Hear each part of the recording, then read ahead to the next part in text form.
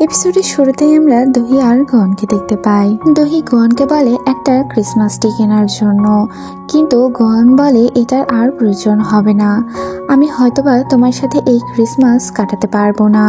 তখন দহি চুপচাপে কথাগুলো শুনতে থাকে। গন বলে তুমি তোমার নিজেকে বাঁচিয়ে নাও, হেল থেকে তুমি তোমার নিজেকে বাঁচিয়ে নাও। এরপর ও হাত ছেড়ে সেখান থেকে চলে যায়। আর দহিও পিছন ফিরে দেখতে পাই সেখানে গন ছিল না, আর ও কান্না করতে থাকে।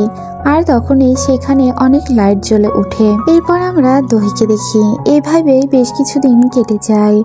ও একাই বেডে ঘুমিয়ে থাকে, আর সকাল হলেই ও গনকে ফিল করতে থাকে, আর ও এভাবেই কাজ করতে থাকে, কিন্তু সে গনকে অনেক বেশি মিস করতে থাকে। এরপর আমরা দেখি ওর খাবারের প্রতিও রুচি কমে যায়, আর ও আর খাবারও খেতে পারে না। এরপর আমরা দেখতে পাই ও একটা প্রসিকিউটরের কাছে যায়, আর গিয়ে দেখতে পাই এই প্রসিকিউটর ওই ছেলেটি যার সাথে ম্যাডাম জো ওর বিয়ে ঠিক করতে চেয়েছিল, কেননা দহির একটা কেস হয়ে গিয়েছে। ম্যাডাম জোয়ের ছেলে যখন উপর থেকে লাফ দিয়েছিল সেখানে দহিও ছিল, আর এই জন্যই ওর এই কেসটি হয়ে গিয়েছে। এরপর আমরা দেখি ও তো ওই লোকটির সাথে কথা বলতে থাকে। তখন প্রসিকিউটর ওকে বলতে থাকে যে আমি সব রকম ইনভেস্টিগেট করছি, যাতে করে ওর সব খবর আমরা জানতে পারি। ওর লাশটা এখনো পাওয়া যায়নি, তাই ওকে এখনো মৃত ঘোষণা করা যায় না, তুমি এগুলো নিয়ে টেনশন করো না। এরপর প্রসিকিউটর তো ওর সাথে একটা সেলফিও তুলতে চায়, কিন্তু দহি একটু ইতস্ত বোধ করে। তারপর আমরা দেখি সে তো জোর করে একটা ছবি নিয়ে নেয়। এরপর আমরা ম্যাডাম জয়ের মেয়েকে দেখতে পাই। সে তার মা আর ভাইকে হারিয়ে একদম স্তব্ধ হয়ে গিয়েছে। তার ছেলেরা দুষ্টুমি করতে থাকে, আর ওরা ভাবে ওর মা হয়তো বা ওকে বকা দিবে, কিন্তু সে তো কিছুই বলে না। এরপর সে তার বাচ্চাদেরকে জড়িয়ে ধরে। এরপর আমরা দহির অফিসের ওই এমপ্লয়ারদের দেখতে পাই। ওরা তো ম্যাডাম জুয়ে ছেলেকে নিয়ে কথা বলতে থাকে। ওদের মধ্যে একজন বলে যে সে হয়তোবা ডেভিলকে তার আত্মা দিয়ে দিয়েছে, আর এই জন্যই ওকে খুঁজে পাওয়া যাচ্ছে না। ওরা গোয়াংয়ের কথাও বলতে থাকে। ওরা বলে আজ বেশ কিছুদিন হয়ে গেল গোয়ানকে তো দেখতেই পায় না, সে কোথায় গিয়েছে এটা কেউই যেন বলতে চায় না। এরপর আমরা গোয়াংয়ের ওই সেক্রেটারিকে দেখতে পাই। সে তো গোয়াংয়ের ওই ক্রস চিহ্নের লকেটটি দেখতে থাকে, আর পাস্টের একটি কাহিনী দেখানো হয়।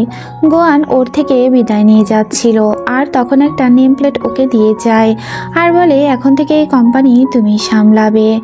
আর তখন ও জিজ্ঞেস করতে থাকে তুমি কবে আসবে। তখন গোয়ান তো কিছুই বলে না। এরপর আমরা ওই মেয়েকে দেখতে পাই। ওই মেয়েটির সাথেও গোয়াং কথা বলে। ও বলে আমি এখান থেকে চলে যাচ্ছি। তখন মেয়েটি জিজ্ঞেস করে যে তুমি আবার কবে আসবে। তখন গোয়াং ওকে বলে যে দহির যখন হ্যাপি এন্ডিং হয়ে যাবে এবং আমার ছাড়া, আমি তখনই এখানে ফেরত চলে আসব। এটা বলে ও সবার থেকে বিদায় নিয়ে চলে যায়। আর এই সব কিছুই ওর সেক্রেটারি বসে বসে ভাবতে থাকে। এরপর আমরা দেখি ওইখানে ওই মাফিয়ার লোকগুলো চলে আসে, আর ওরা এসে গোয়ানকে খুঁজতে থাকে।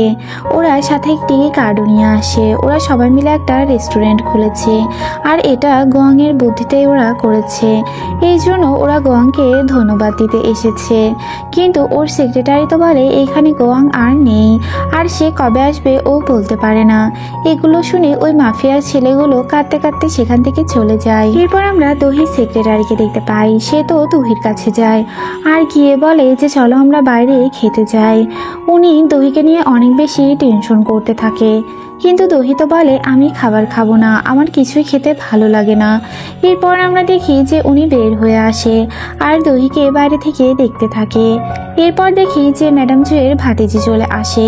সে বেশ কিছু খাবার নিয়ে আসে, আর দহিকে খাওয়ার জন্য অফার করে, কিন্তু দহি তো প্রথমে খেতে চায় না। এরপর আমরা দেখি ওরা দুজন মিলে খাবার খেতে বসে, আর সেখানে ম্যাডাম জুয়ের ভাতিজি ওকে জিজ্ঞেস করে যে গোয়ান কোথায়।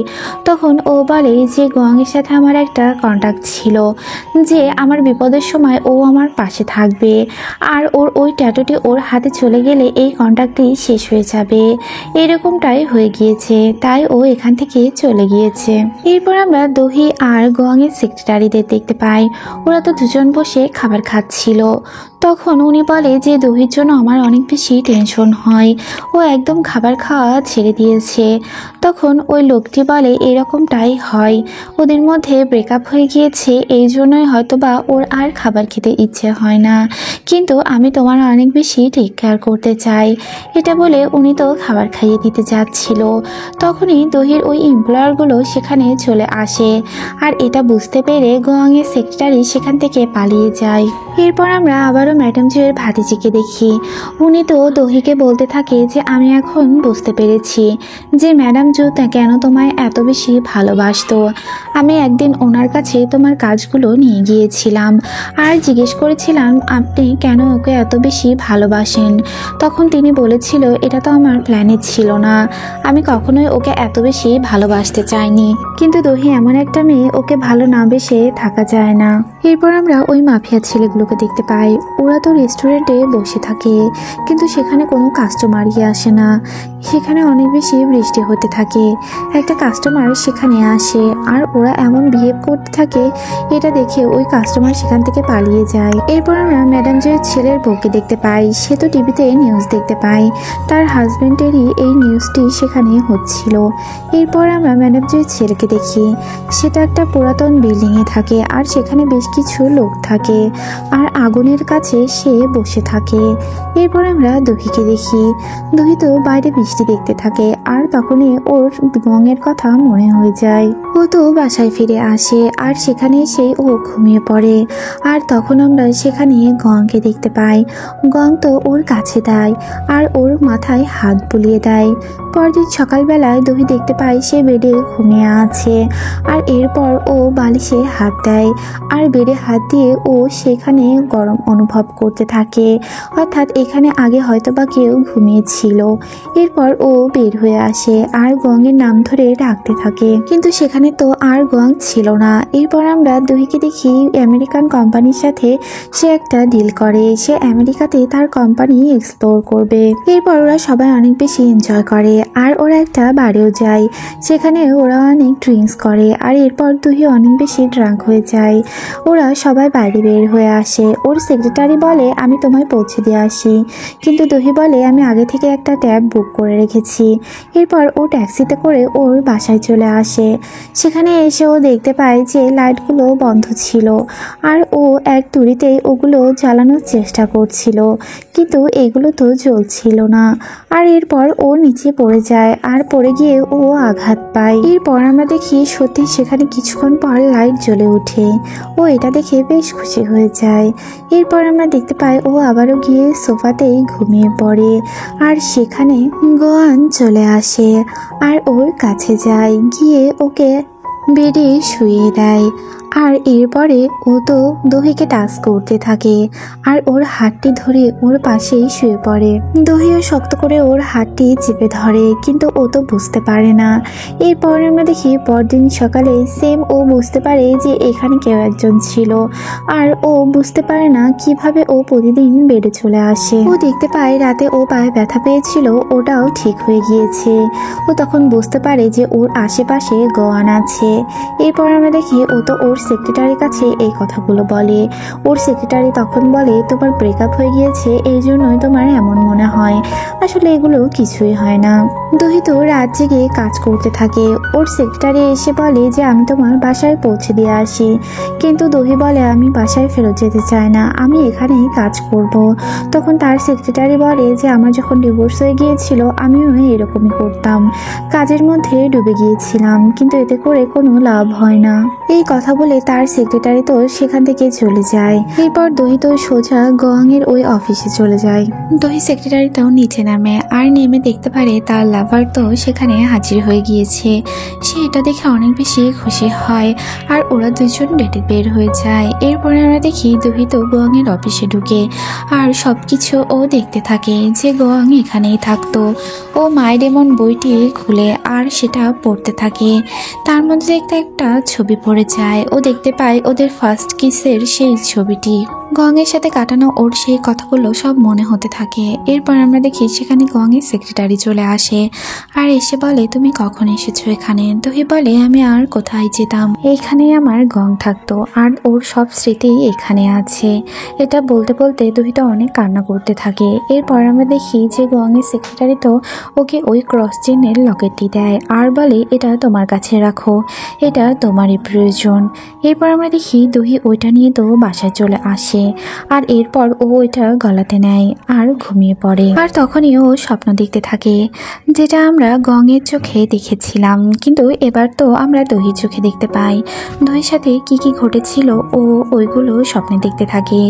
গোয়াং কিভাবে ওর জন্য অপেক্ষা করত আর কিভাবে ওদের ভালোবাসা হয়েছিল আর এই জন্য ওদের মৃত্যুও হয়ে গিয়েছিল। এই লকেটটি তখন ওর কাছ থেকে নিয়ে নিয়েছিল। এই সব কিছুই ও স্বপ্নে দেখে আর তখনই হুট করে ওর ঘুম ভেঙে যায় আর ও কান্না করতে থাকে আর ও ভাবতে থাকে কোথায় গেলে ও গোয়াংকে পাবে, যেখানে ওদের প্রথম দেখা হয়েছিল।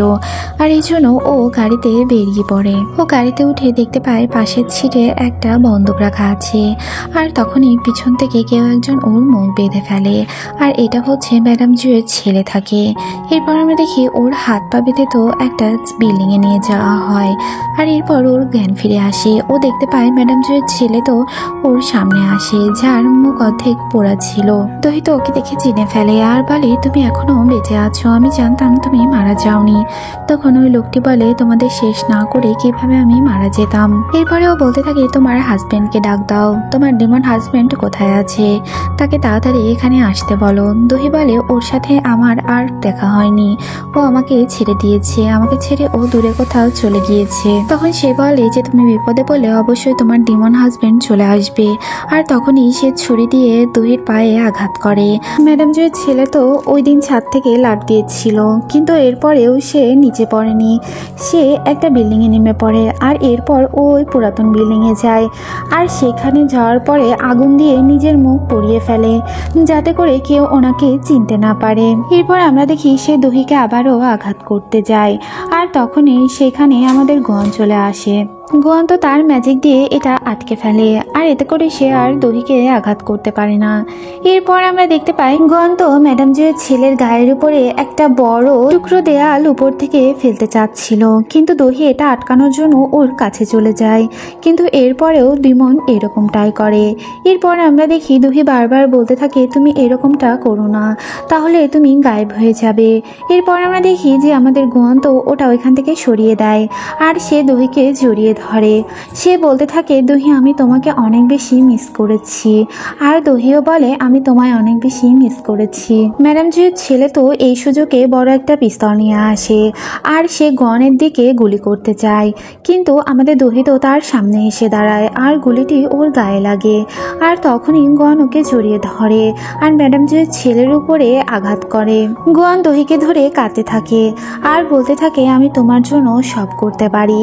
এরপর ও দহিকে একটা কিস করে আর তার কিছুক্ষণ পরে দহির চোখ খুলে। দহি বলে যে, তুমি কি এটা সত্যি করে ফেলেছো, তুমি কি আমায় বাঁচিয়ে ফেলেছো? তখন গোয়ান বলে, আমি আমাকে বাঁচিয়েছি, আমি তোমাকে বাঁচাইনি। আর তখনই আমরা দেখতে পাই গোয়ানের শরীর আগুনে জ্বলতে থাকে আর অদৃশ্য হতে থাকে। গোয়ান তো লাস্ট মোমেন্টে এসেও দহিকে স্পর্শ করতে থাকে আর দহিও ওকে ধরতে থাকে, কিন্তু আমাদের গোয়ান তো ছায়ের মতো পুড়ে যায় আর সেখান থেকে অদৃশ্য হয়ে যায়, শুধুমাত্র ওর আংটিটি সেখানে পড়ে যায়। আর এই মোমেন্টে এসে আমাদের এপিসোড শেষ হয়ে যায়। ভিডিওটি ভালো লাগলে চ্যানেলটিকে সাবস্ক্রাইব করুন, লাইক করুন, কমেন্টস করুন আর লাস্ট এপিসোডটি দেখার জন্য আমাদের সাথেই থাকুন। Thanks for watching. Allah Hafiz.